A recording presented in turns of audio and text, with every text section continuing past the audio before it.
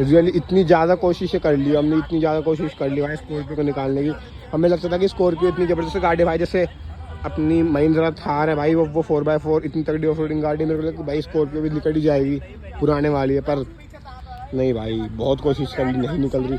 इतने सारे भाई है अपने, ये सारे भाइयों ने इतनी कोशिश करी है। वो ए सेंटर में आ रहा वीडियो बनाता, उसने भाई बहुत ज़्यादा कोशिश करी है भाई, उसकी भी गाड़ी अभी अटकती बस यही है, हम मोई कर रहे हैं भाई। अगर आपको देखना है कि गाड़ी निकली कि नहीं निकली, आप इंतजार करिए पार्ट 7 का।